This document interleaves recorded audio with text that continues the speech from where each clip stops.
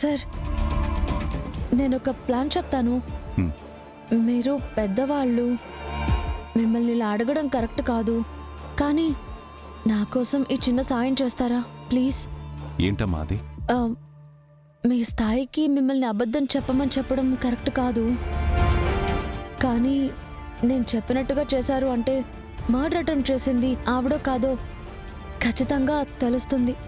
ఏంటమ్మా, నువ్వేం చెప్పాలనుకుంటున్నావో నాకు అర్థమయ్యేలాగా చెప్పు.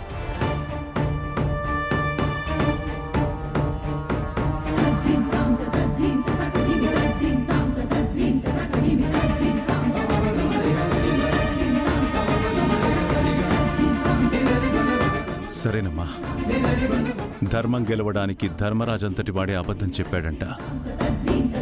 అన్యాయంగా ఒక మనిషి ప్రాణం తీయాలనుకున్న వాళ్ళ గురించి తెలుసుకోవడం కోసం ఈ అబద్ధం చెప్పడంలో తప్పేమీ లేదు.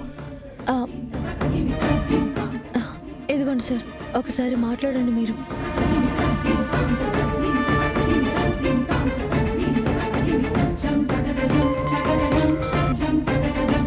హలో, ఎవరు? నేనెవరో మీకు తెలీదు, కానీ మీరేం చేశారో నాకు తెలుసు. ఏం తెలుసు? అదే, ఒక అబ్బాయిని రోడ్డు మీద అటకాయించి రౌడీలతో దాడి చేయించి నువ్వు కత్తితో పొడిచావు కదా.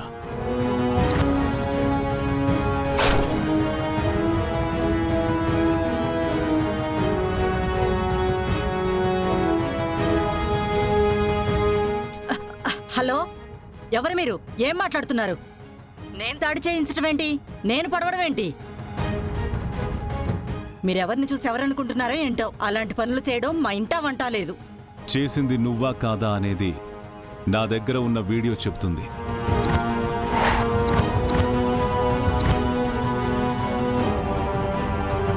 నువ్వు కత్తితో పొడవడం, ఆ రౌడీలో ఆ అబ్బాయిని కొట్టడం అంతా నేను వీడియో తీశాను.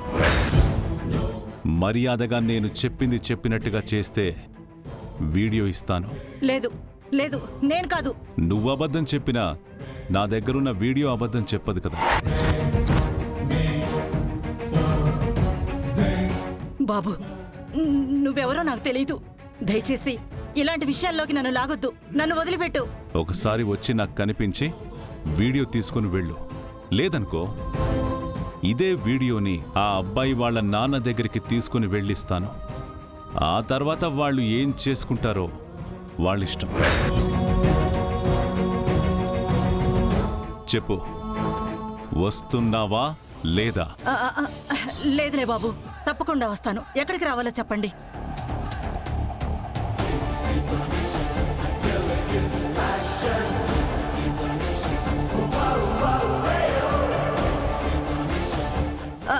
సరే బాబు. వస్తుంది. ఒరేయ్, ఎక్కడ చచ్చారా?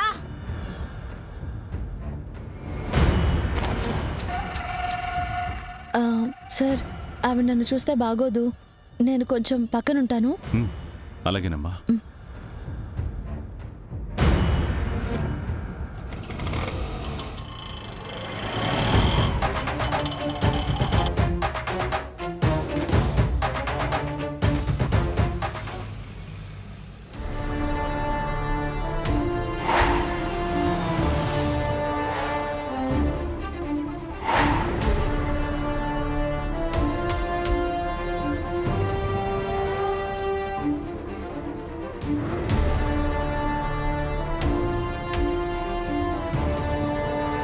మీకు ఫోన్ చేసింది నేనేనమ్మా. ఏంటి, ఏదో వీడియో తీశాను అది ఇది అని ఫోన్ చేశారు? ఉన్న విషయం చెప్పాలనే ఫోన్ చేశాను. మీరు అన్యాయంగా ఒక అబ్బాయి మీద రౌడీలతో దాడి చేయించారు. అది చాలదని ఆ అబ్బాయిని హత్య చేయాలని చూశారు. అదేం అబద్ధం కాదుగా, సాక్ష్యం ఉందని చెప్పానుగా. చూస్తారా, మీకు తెలుస్తుంది.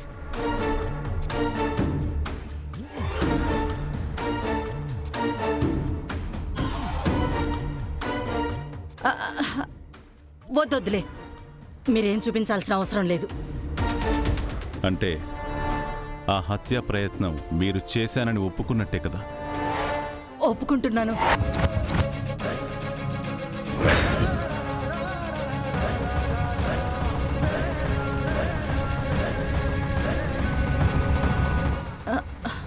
ఒప్పుకుంటున్నాను. అయినా వయసులో పెద్దదాన్ని నన్ను ఈ విధంగా బాధ పెట్టడం మీకు భావ్యంగా ఉందా? పెద్దరికం అంటే అందరికీ మంచి చెప్పడం అమ్మా. ఈ వయసులో మీరొక చిన్న కుర్రాడి ప్రాణం తీయాలనుకున్నారే, అది కరెక్టేనా? నేను వాడి ప్రాణం తీయాలనుకున్నదే మీకు తెలుసు. వాడేం చేశాడో మీకు తెలుసా?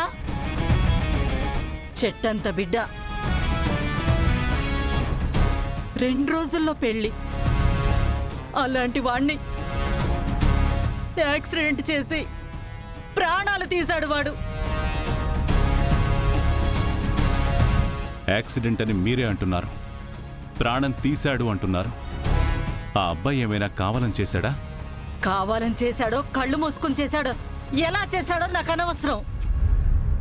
నా బిడ్డని చంపాడు. వాడు నా బిడ్డ చావుకి కారణమయ్యాడు.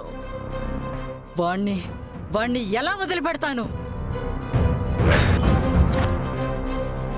వాణ్ణి పోలీసులు శిక్షించలేదు, కోర్టు శిక్షించలేదు. వాళ్ళెవ్వరూ శిక్షించకపోయినా కన్న తల్లిని నేను బ్రతికే ఉన్నానుగా. నా కడుపు కోత వాణ్ణి ఊరికే వదిలిపెట్టదు. అందుకే వాణ్ణి చంపాలి అనుకున్నాను. చూడమ్మా, తెలిసి చేస్తే తప్పు, తెలియక చేసేది పొరపాటు. పొరపాటుని క్షమించాలి కానీ శిక్షించాలి అనుకోకూడదు. మీకేంటండి?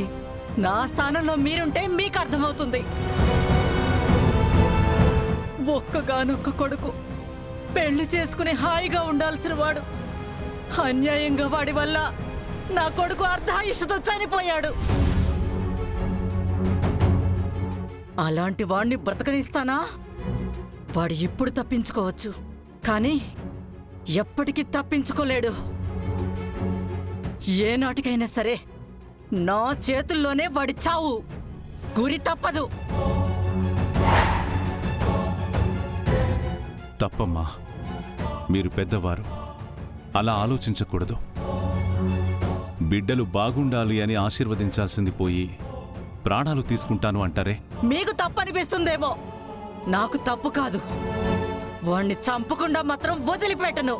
వాడు ఖచ్చితంగా చావాలి. వాడు చావాలి. అతనిప్పుడు ఒక అమ్మాయి భర్త. మీ కక్ష తీర్చుకోవాలని చూస్తున్నారే కానీ ఒకవేళ ఆ అబ్బాయి మీ వల్ల చనిపోతే ఒక ఆడపిల్ల విధవవుతుంది. తన జీవితం నాశనమైపోతుంది. మీరదాలోచించరా? ఒకళ్ళ గురించి నాకెందుకు? వాళ్ళ గురించో వీళ్ళ గురించో ఆలోచించే పరిస్థితిలో నేను లేను. నాకు కావలసింది వాడి చావు.